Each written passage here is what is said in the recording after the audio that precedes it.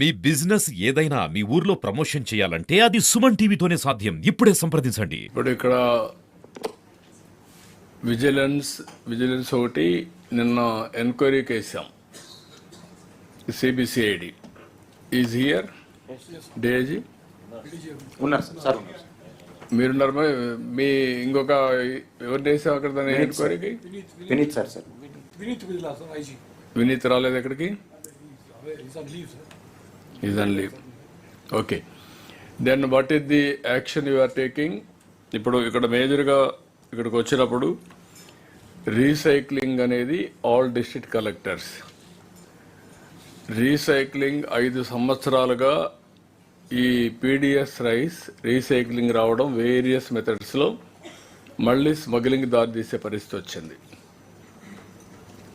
మొన్న ఇవన్నీ కూడా చూసిన తర్వాత ఈవెన్ పోర్ట్ దగ్గరికి డిప్యూటీ సీఎం వెళ్ళడం అవన్నీ కూడా జరిగాయి. అంత మునిపే నేను మనోహర్ గారికి, మినిస్టర్ గారికి ఎప్పటి నుంచి చెప్తున్నాం, చాలా ఇన్ఫర్మేషన్ కలెక్ట్ చేశాం.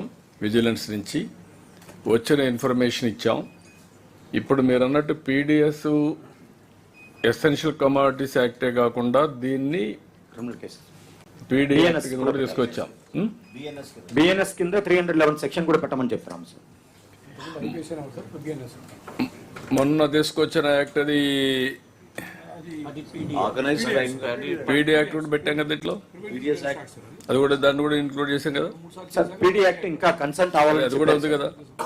పీడీ యాక్ట్ కూడా అప్లికబుల్. కలెక్టర్స్ గుర్తుపెట్టుకోవాల్సింది. ఒక strong message through out the state వెళ్లాల్సిన అవసరం ఉంది. డైరెక్ట్లీ ఆర్ ఇండైరెక్ట్లీ చాలా మంది ఇన్వాల్వ్ అయిపోయారు ఇందులో. అంటే ఇన్వాల్వ్ చేశారు. ఇది ఒక మెస్అప్ చేశారు, ఒక క్రైసిస్ క్రియేట్ చేశారు అందరినీ. దీన్ని క్లీనప్ చేయాలి. క్లీనప్ చేయాలంటే ఫర్మ్గా యాక్ట్ చేయాల్సిన అవసరం ఉంది.